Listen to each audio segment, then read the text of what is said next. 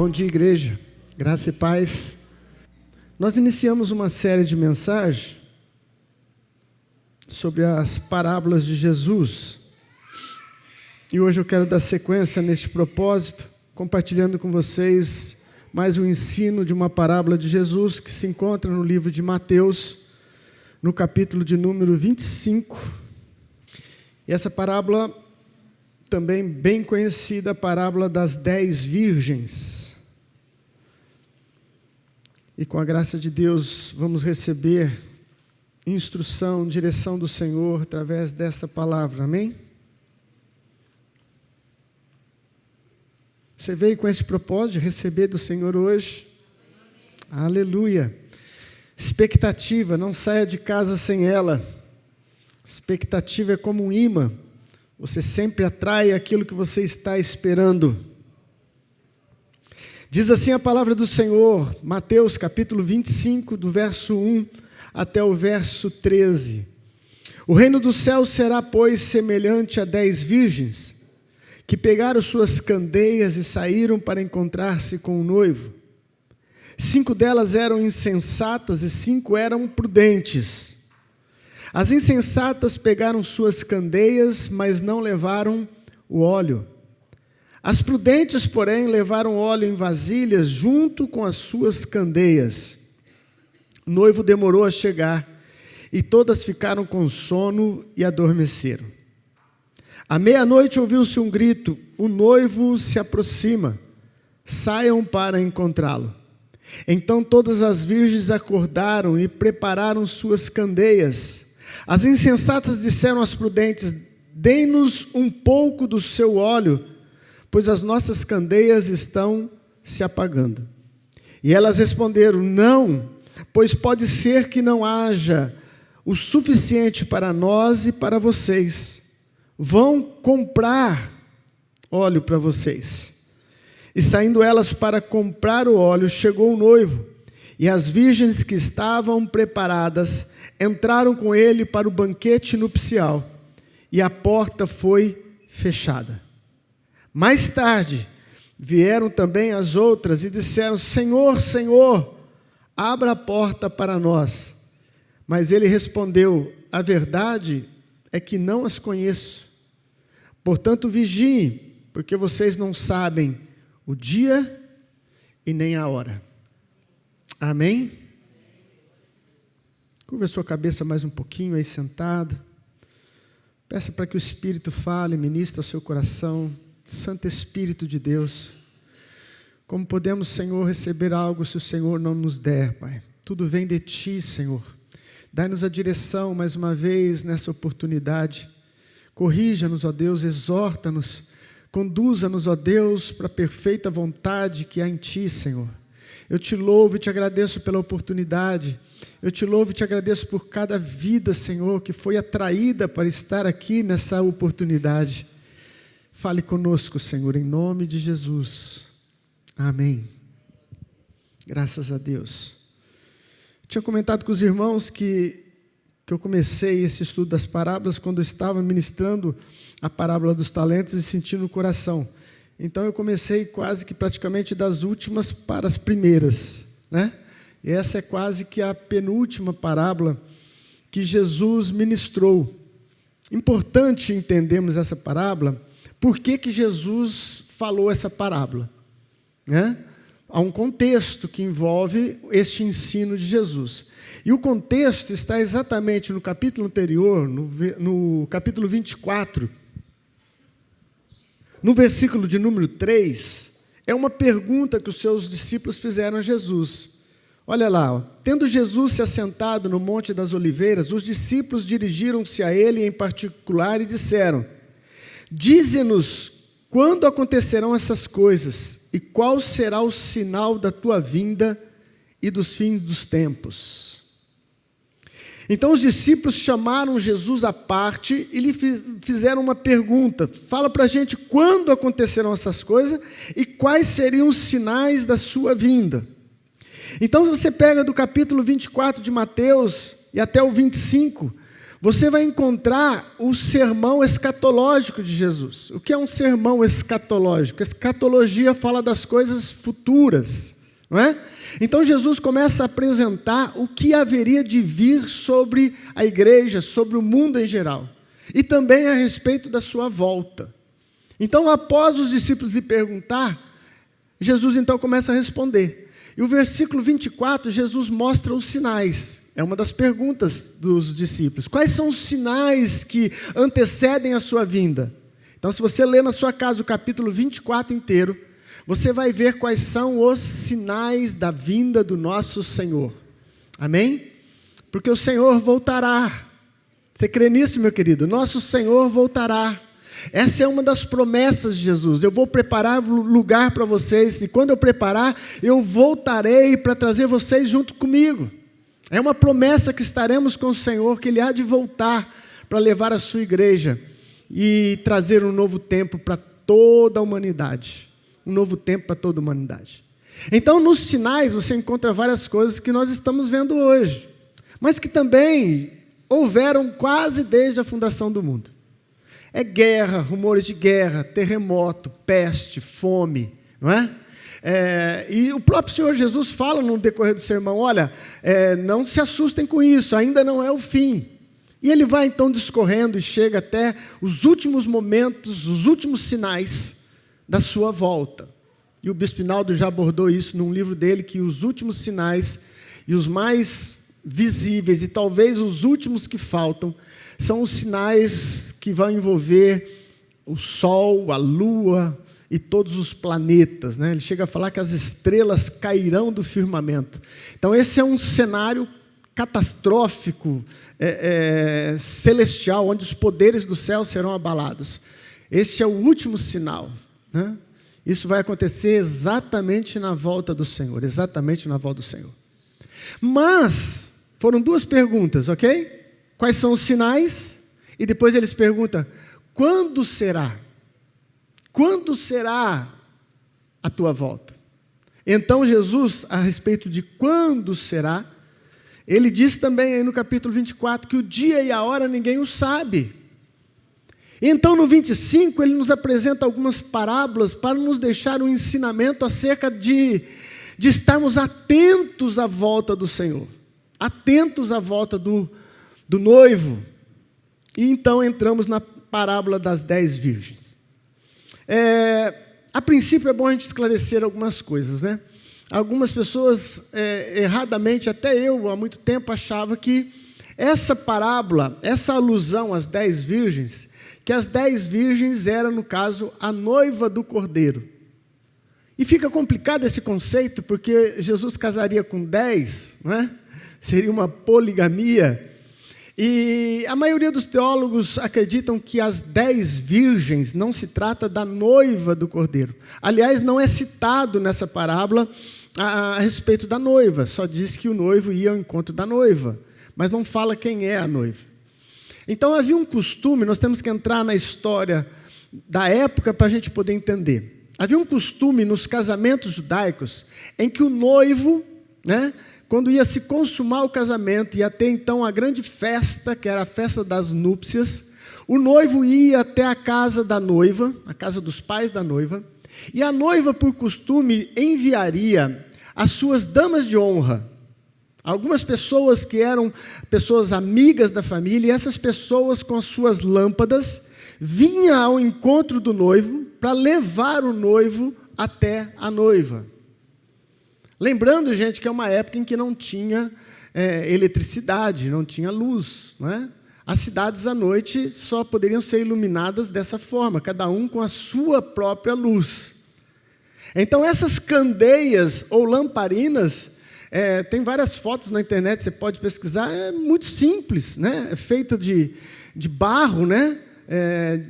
E ali dentro vai um óleo e tem um pavio. Esse óleo vai sendo queimado, gerando então um fogo que gera a luz. Simples demais.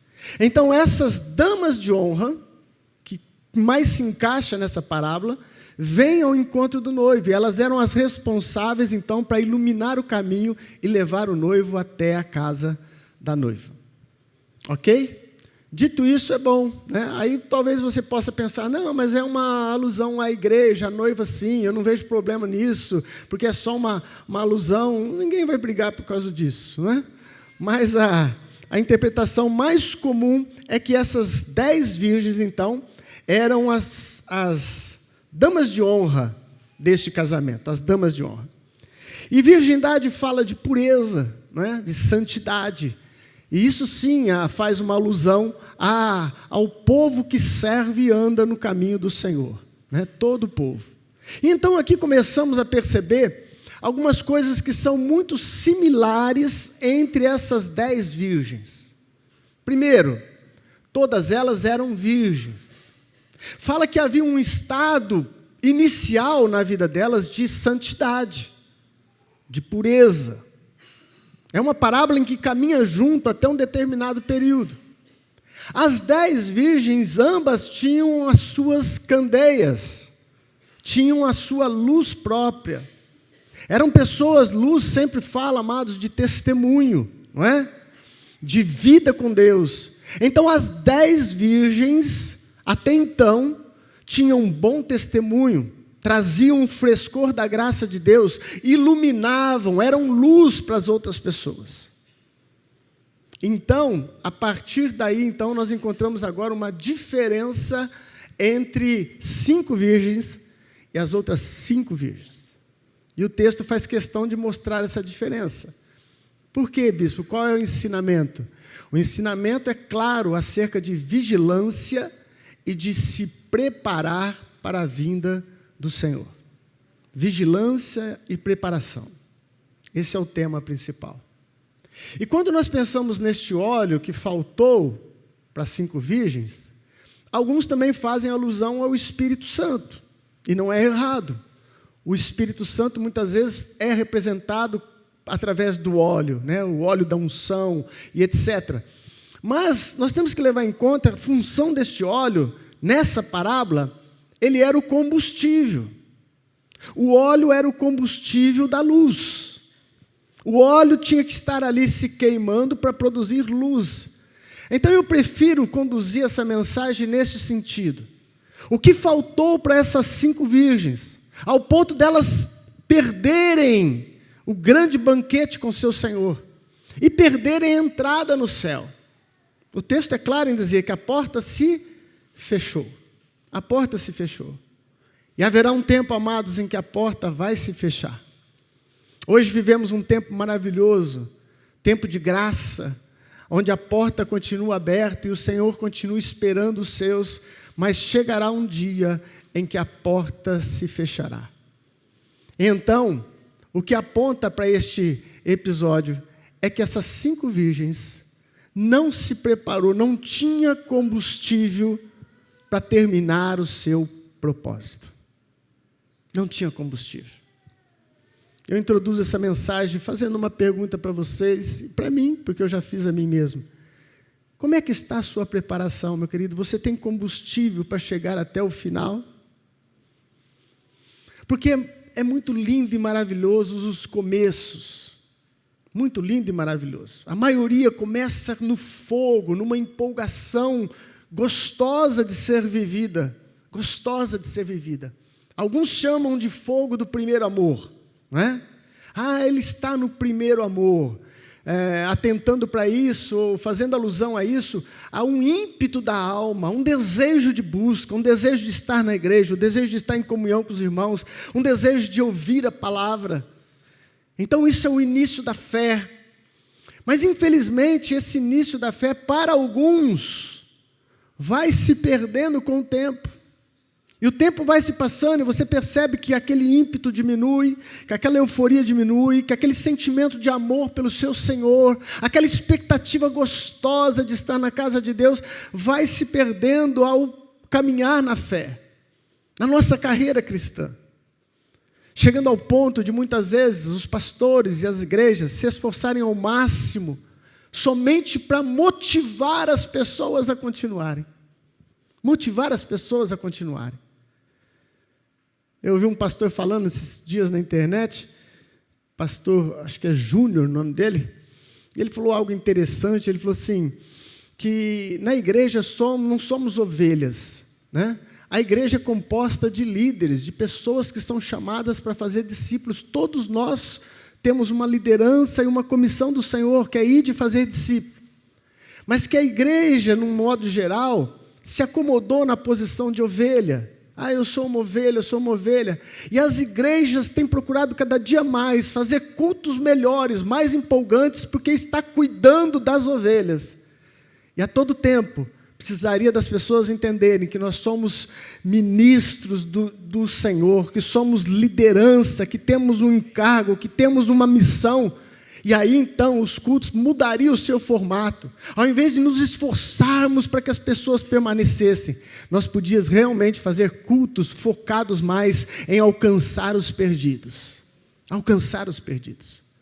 Mas é uma triste realidade. E eu não me conforto com ela e nem concordo com essa realidade, amados. Eu sempre digo isso aqui, que eu encontro na Bíblia homens e mulheres de Deus que tiveram encontro com Jesus e no decorrer do tempo se tornaram mais crentes ainda.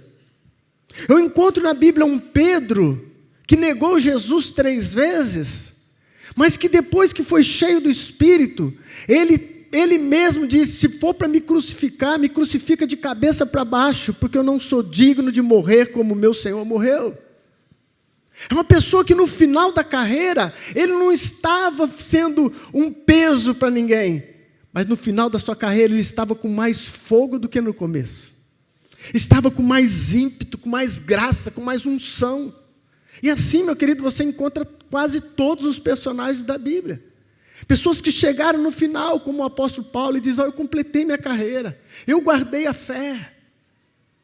Você não vê um apóstolo Paulo chorando no canto: eu servi tanto a Deus, olha o que eu ganhei, prisão, açoite. Não.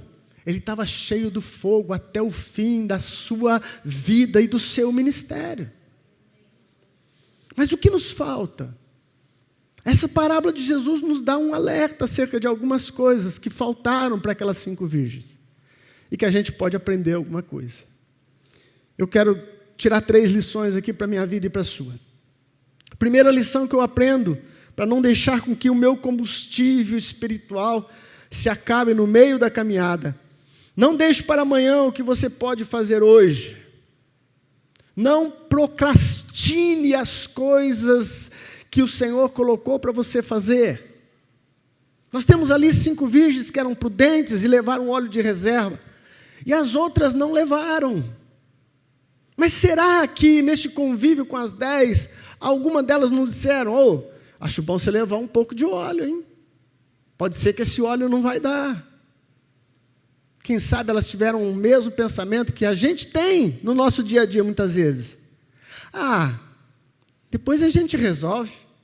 Eu até acho que essas 5 virgens eram brasileiras. Elas eram brasileiras.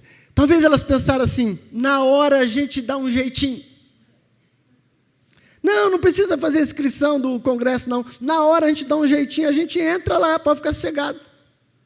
Não precisa disso, não, pode deixar. A gente resolve na hora dá jeito. Na nossa vida, muitas vezes, nós agimos assim. E eu tenho que me policiar no meu dia a dia, porque eu tenho um pouco dessa tendência. Né? Queimou o chuveiro de casa. Essa semana eu resolvo. Porque tem mais de um, né? Toma banho no meu banheiro aqui que eu resolvo. Mas por que você não resolve logo? Não é? Nós temos um pouco disso. Amanhã eu dou jeito. Amanhã eu resolvo. Deixa eu te dizer uma coisa, meu querido. Nós fazemos isso com o nosso dia a dia, e por fazermos e estarmos acostumados a fazer isso com as nossas coisas, fazemos também com as coisas do Senhor. E aí se torna um problema. Porque o Espírito fala ao nosso coração: olha, toma essa decisão. Vai nessa direção.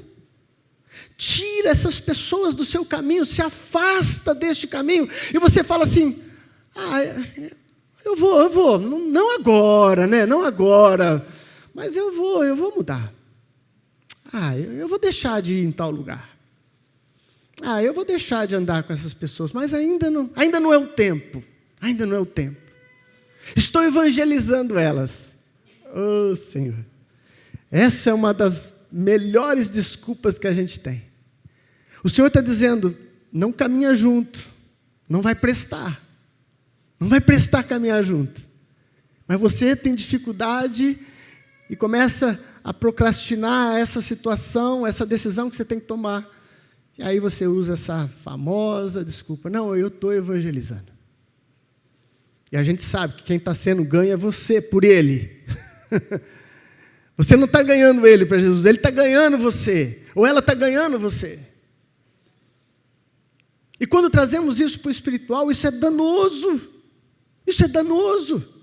Porque tem coisas, amados, que é agora. Agora. Esse primeiro ponto, eu quero que você grave essa palavra. Agora.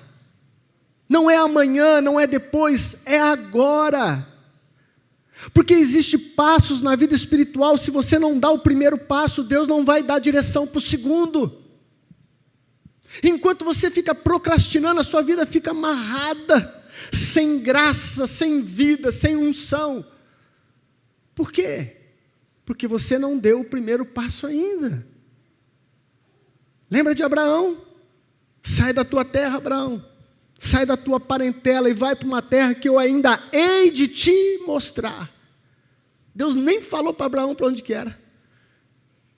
O que Abraão fez? Saiu. E sabe, gente, quando a gente olha esses textos, a gente imagina uma coisa muito fácil, mas você tem que entrar no contexto para você entender uma decisão de um homem. Diz o texto que ele era rico, ele tinha muitos gados, muitas posses, e do dia para a noite ele fala, bora, pega tudo aí, vamos embora com esse gado, vamos embora com tudo, Deus tem um chamado para mim. E só depois de sair, passa um período de tempo, e Deus volta a falar com Abraão. Para de procrastinar aquilo que o Senhor tem falado na sua vida. Pare. Talvez, meu querido, fazer o que tem que ser feito é mais difícil. Já imaginou a cena? As 5 levaram uma candeia, uma lamparina, e na outra mão, uma reserva de óleo. E foram enquanto noivo. Nós lemos o texto que demorou, o noivo atrasou de propósito. Não é?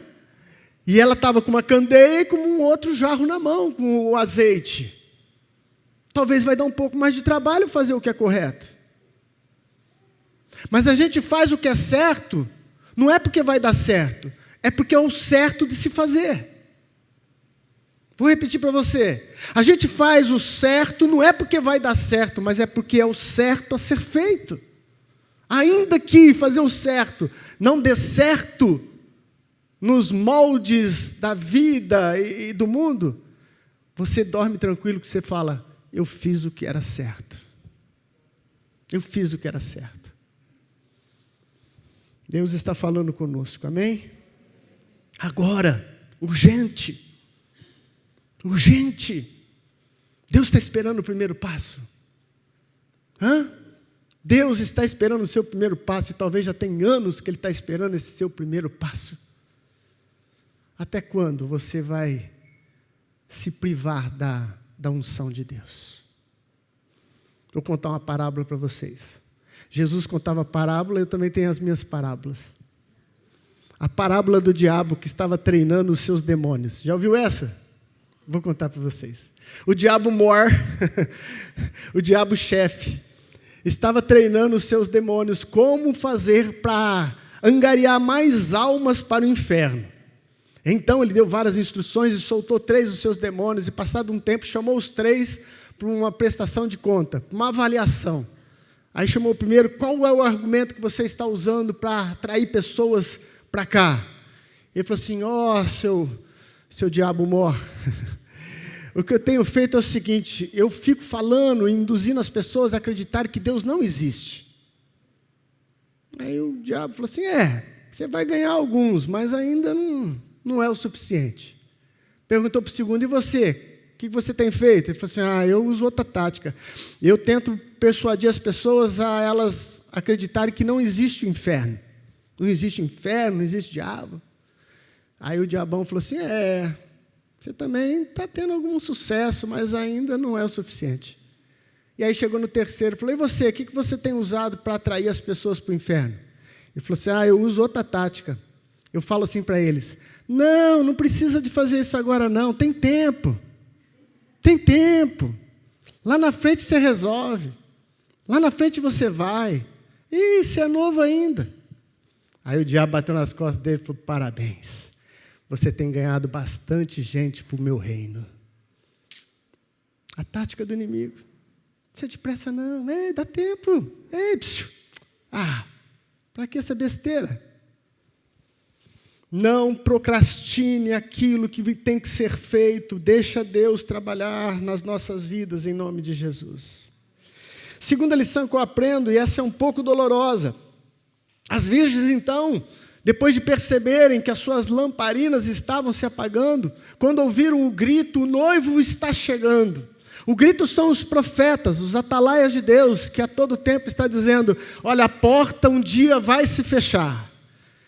Então as noivas começam a se preparar e percebem que falta óleo, falta o azeite. Então o que elas fazem? Pedem para as que têm o azeite. Olha, dá-nos um pouco do seu azeite, porque as nossas lâmpadas se apagaram. Qual foi a resposta delas?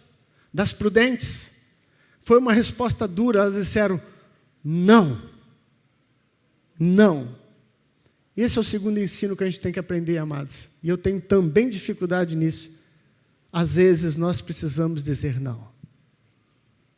Às vezes nós precisamos dizer não, por incrível que pareça. Porque muitas vezes o nosso não, preste atenção nisso, o nosso não é uma demonstração do que é prioridade para as nossas vidas. Às vezes queremos agradar a todos e fazer tudo para todos e deixamos as coisas principais. É necessário às vezes dizermos não. Você assistiu aquela série de 300 e não sei quantos capítulos? Não. Mas você não quer assistir? Não. Quero não. Porque se eu for assistir, eu vou ter que tirar outra coisa. Não é assim? Todos nós temos o mesmo tempo, 24 horas. Se o teu tempo está lotado e você acrescenta mais coisa, você automaticamente substituiu alguma coisa que você fazia. E às vezes substituímos aquilo que não pode ser substituído. Quer ver uma coisa que sempre nós tiramos? Oração. Qualquer coisa que acontece no nosso tempo, nos nossos afazeres, o que roda é o período de oração. O que fica sem fazer é a devoção. Hoje não deu tempo. Hoje eu tinha que levar o fulano não sei aonde, eu tinha que buscar a menina, eu tinha que não sei o quê, eu tinha que não sei o quê. E eu me preocupo com isso, gente, porque às vezes acontece comigo também. Isso é um termômetro. Isso é um termômetro. Se você corta a oração, quer dizer que o seu coração não prioriza estar com Cristo em momentos de comunhão. O certo era dizermos não. Por que não, pastor? Porque este período é o meu período de oração. Não, mas é por uma boa causa. A minha causa é maior. É o tempo de devoção com o meu Senhor. É o tempo de devoção com o meu Senhor. Ouvi o pastor Luciano Subirá contar uma história que eu achei interessante. Ele estava no seu dia de descanso e havia programado de ir com a família no shopping. Aí ligou um membro da igreja, apavorado para ele, falou, pastor, você precisa vir aqui em casa. Aqui o trem foi feio, eu briguei com a mulher, ela brigou comigo, ela está arrumando as malas, disse que vai embora, pastor, vem para cá. Ele falou assim, meu irmão, eu não vou poder ir aí agora. Se você quiser marcar amanhã, pode ser qualquer horário, amanhã cedo eu estou aí, se você falar de madrugada, mas agora eu não posso, eu tenho um compromisso.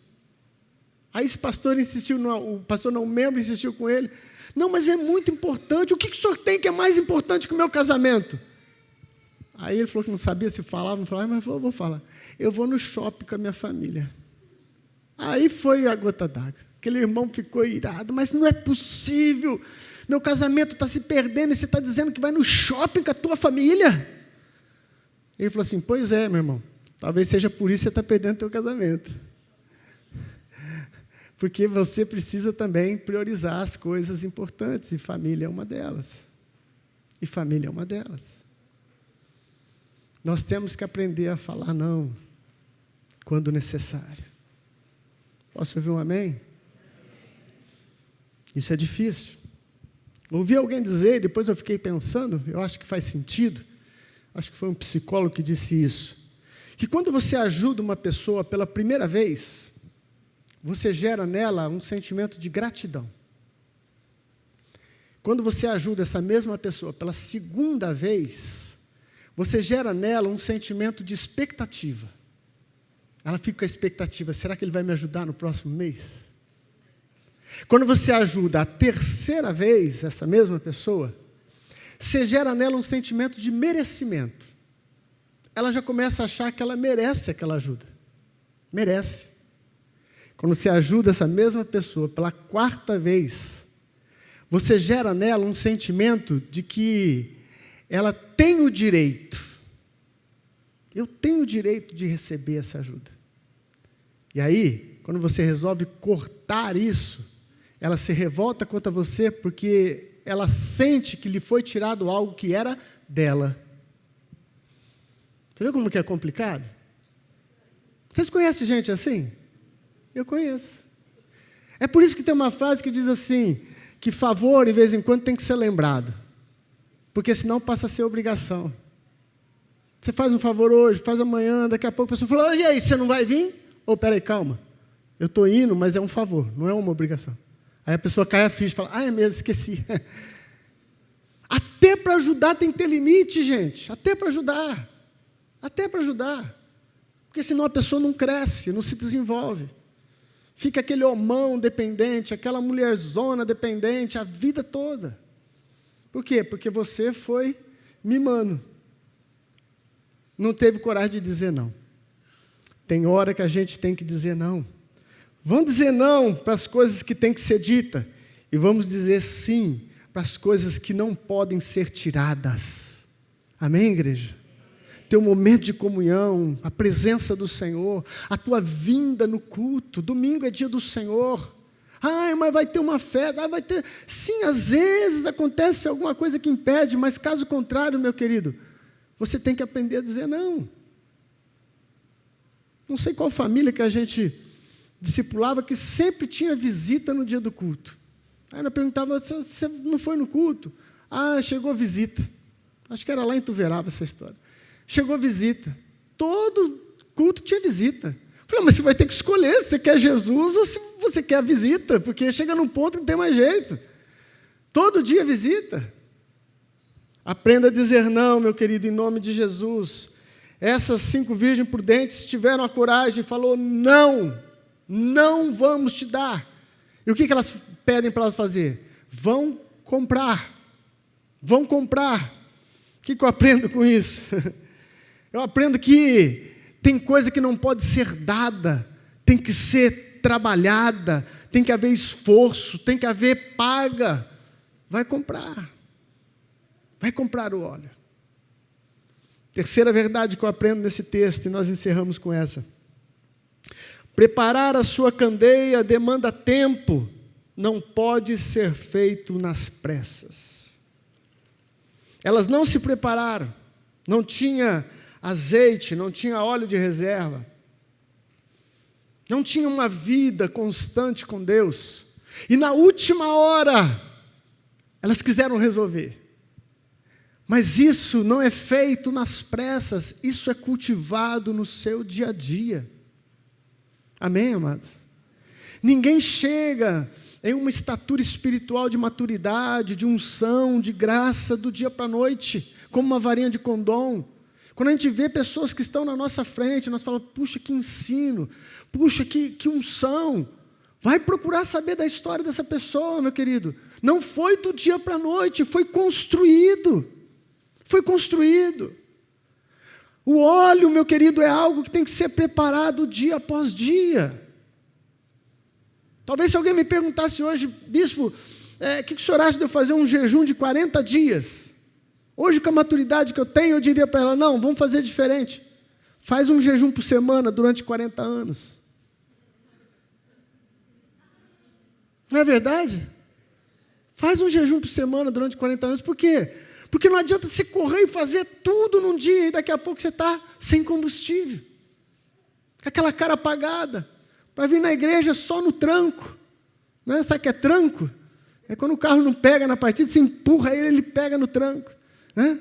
É quase isso, as mulheres dando tranco nos maridos. Vamos, vamos. E eu não sei porquê, mas vai aqui um alerta para os homens. As mulheres estão dando um banho nos homens da nossa geração. Estão dando um banho nos homens. Você vem para a reunião de oração, tem quase todas as mulheres, e 1, 2 homens, 3 pingado. Nos cultos é a mesma coisa, nos eventos é a mesma coisa, evento de mulher está cheio, evento de homem tem que quase implorar para os homens virem. Vem que vai ter um churrasco, eu vou comprar uma picanha, meu irmão, vem pelo amor de Deus. As mulheres estão na frente. Se eu fosse vocês, eu tomava isso como uma advertência do Senhor e falar, agora eu vou em nome de Jesus. Aleluia. Tudo que é bom custa mais, meu querido. Tudo que é bom custa mais. Nós temos que aprender a pagar preço pelas coisas. Pagar preço pelas coisas. Na vida cotidiana você aprende isso facilmente, meu querido. Não é porque uma roupa é de marca e por isso ela é cara. Também, a marca influencia. Mas você pode prestar atenção. O tecido é melhor, o acabamento é melhor, a textura é melhor. Aquilo que é bom custa mais. Custa mais, meu irmão, é assim a vida. Mesma coisa carro, mesma coisa todas as outras coisas materiais. Mas nas espirituais ninguém quer pagar preço nenhum. Queremos unção, mas não queremos o preço da unção. Sim, Jesus, pela sua graça, já nos deu a salvação. Mas a vida cotidiana de busca e de maturidade, de intensidade, vai depender da gente. As responsáveis pelo óleo na candeia eram as virgens, não era o noivo, não era o Senhor, eram elas que deveriam cuidar. Somos nós que temos que cuidar da nossa vida espiritual. Investe na sua vida espiritual, meu irmão. Qual livro você está lendo hoje? Quantos livros você já leu este ano? Eu lia muito, eu tenho bastante livro em casa. E eu estacionei um período. Aí eu estou novamente trazendo à tona. Tem um livro na cabeceira ali, tem que ser um livro, sei, cada 2 meses, depende da vida de cada um, mas tem que ter uma leitura, tem que ter, meu querido. Tem que ter investimento. Tem que ter investimento. Tudo que é bom custa mais. Portanto, essas 3 lições, meu querido, leva no seu coração. Leva no seu coração. Para de procrastinar aquilo que Deus já tem falado no seu coração. Diga não quando necessário. Não falta com amor não, meu querido. Tem muita gente para ser ajudada. Mas quando você perceber que já deu o limite, diga não. Deixa a pessoa crescer. E em terceiro lugar, aprenda isso. Na pressa não se adquire o óleo da unção. Tem que ter tempo para ser preparado. Amém? Vamos ficar de pé no nome de Jesus.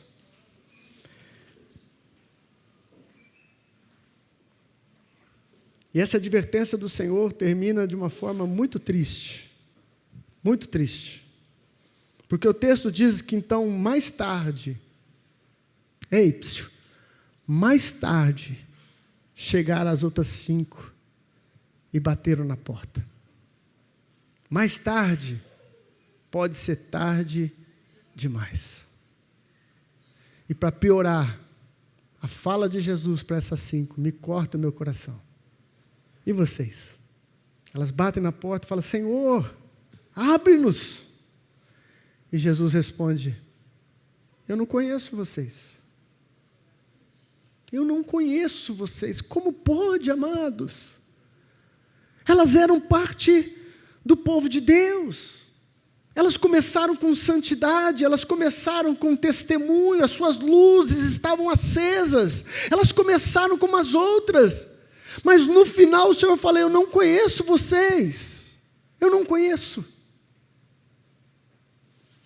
Você pode ler da biografia de alguém e conhecer intelectualmente muito sobre alguma pessoa, não é verdade? Você pode ler, você pode nas biografias descobrir qual eram os hábitos daquela pessoa, o que ela fazia, o que ela não fazia. Mas para ter acesso à mesa dele, não basta ler a biografia dele. Não basta. Porque você pode ler todas as biografias dele, chegar lá na porta e falar: eu conheço toda a sua história, já li a sua biografia. E ele pode olhar para você e falar como Jesus: eu não te conheço. Ei, você quer participar da minha festa, mas eu não te conheço. O grande apelo aqui, meu querido, é a intimidade. Intimidade. Não é conhecer de ouvir falar, é conhecer o Senhor na sua própria vida. Desenvolver um relacionamento com o Espírito Santo, andar na sua presença, ouvir a sua voz. Isso é maravilhoso, meu querido. Isso é maravilhoso. Curva a vossa cabeça aí onde você está. Pai querido, recebemos mais uma vez instrução e graça através da Tua santa e rica palavra. E nessa advertência, Senhor, do Teu Espírito, nós nos colocamos, Senhor, na Tua presença e tiramos as nossas defesas, Senhor. Somos culpados, ó Deus. Pedimos graça e misericórdia. Pedimos que o Senhor nos levante, nos deixe, Senhor, vigilantes, porque essa é a Tua ordem. Vigiai. Que a nossa vigilância seja em tempo contínuo, 24 horas por dia, nas nossas ações, naquilo que trazemos para a nossa vida, naquilo que temos que tirar da nossa vida e na nossa intimidade com o Senhor. Leva-nos, ó Deus, a Te conhecer e ser conhecido por Ti, Senhor. Isso só vai acontecer através de relacionamento. Senhor Jesus, visita-nos, ó Deus. Visita cada um, Senhor. Convença-nos, ó Deus. Ó Espírito Santo, acende novamente essa chama. Coloque, Senhor, o combustível necessário para que essa pessoa arda na Tua presença, em um desejo que a leve a qualquer sacrifício, a leve a pagar o preço necessário, Senhor. Senhor, queremos ser trabalhados por Ti, Pai. Não queremos ser enganados, ó Pai. Não queremos, ó Deus, não sermos reconhecidos. Portanto, eu oro, Pai, em nome do Senhor Jesus. E peço, Senhor, a Tua graça. Em nome de Jesus. Em nome de Jesus. Amém. Que o Senhor possa trazer viva essa palavra no seu coração durante toda a semana. Amém? Feche os seus olhos, erga a tua mão para o céu. Que o grande amor de Deus Pai, a graça do nosso Senhor Jesus Cristo e a doce presença do Espírito Santo esteja conosco e com todo o povo de Deus, hoje e para sempre. Amém. Deus te abençoe, meu querido. Vá em paz, em nome de Jesus.